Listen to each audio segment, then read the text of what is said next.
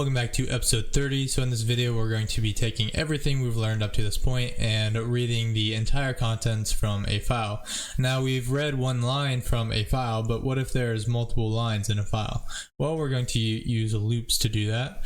So first off, we need to go ahead and create a project, which I've already done by going to File, New, and then Java Project.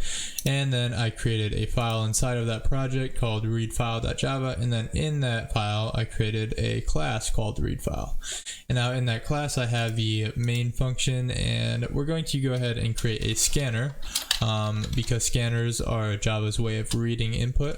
So we'll say my scanner is equal to new scanner, and then we need to specify where we're reading from. So instead of reading from the screen, we're reading from a file. So we need to create a file as well. So we'll say file, and then we'll call this the input file is equal to a new file, and then we have to specify the path of the file. Now remember that in Java the files are referenced from the actual project, not the source code. So if we find the project here, you can see I've already done it. Here's the project, and you can see project and then read file. You'll have these folders except for files. I made this on my own by going to new folder, and I called it files, and then I have a text file called my file, and in it I just went and got some lorem ipsum. And if you don't know what lorem ipsum is just a way to get a bunch of random text. So I went to this website, lorem ipsum, and got this random text. Now when you go ahead and copy and paste this into a text file here, I'll show you what happens. It puts it all on one line like that. So that's kind of defeating the point of this video, so I'm going to undo that. And I just went in here and made these new lines by myself. So I'm going to save that file and then close it, and I'm going to come back to my project. So now we're going to specify that path of files folder, and then into that folder using the Windows 2 backslashes, and then the file name is myfile.txt. And now we can go ahead and put a semicolon, and we need to pass that file into the scanner so it knows where to look. And now that's all well and good, but we should be seeing errors because I haven't imported modules. So the scanner is found in the util library, so java.util .scanner, and that's all well and good. And now we'll import the IO library because that's where files found. Now I'm going to import all of the IO library or module, however you want to say it, but you can see here I could just import the file class, but I'm going to import everything using the asterisk like that. And now our errors went away except for here. It says we have an unhandled exception. So this is just meaning, let's say we try to run this program and for some reason I had deleted this file. It's not going to find any file called myfile.txt. So that's going to be an exception. So we're going to go ahead and try this code, and if it doesn't work, then we'll catch the exception. So we're going to wrap that in curly braces, and then we'll go ahead and use the catch keyword. And what are we catching? Well, we're catching an exception, and we're calling that exception E. And then what are we doing with that exception? Well, we're just going to print it to the screen so we know what's going on.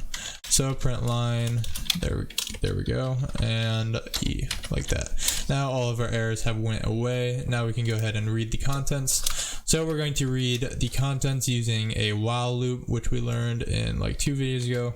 So we'll say while, and then our condition here is going to be that there's a next line. So if we go ahead and look at this file here, I think I have 2 versions going on. So anyway, let me open that back up. We have a line here, so it's going to read that, and then it's going to check if there's a next line. So if there's a next line, it's going to read that, and then if there's a next line, it's going to read that.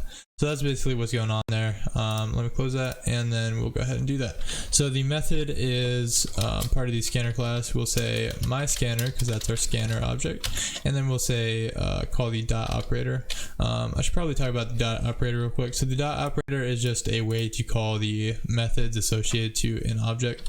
So we'll say dot, and you can see all these things come up, all these functions and methods. So we'll just find the has next line right there.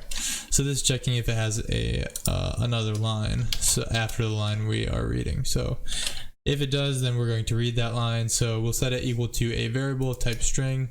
Now what I could do is I could declare this variable inside here and say curline, and then I could say curline is equal to my scanner dot next line because that's getting the line. But a better way to do this is to declare this variable outside of the loop, so that we're not creating this variable multiple times. So we'll just get rid of that and create it outside the loop. So now it's only being created once, and then we're just calling on it.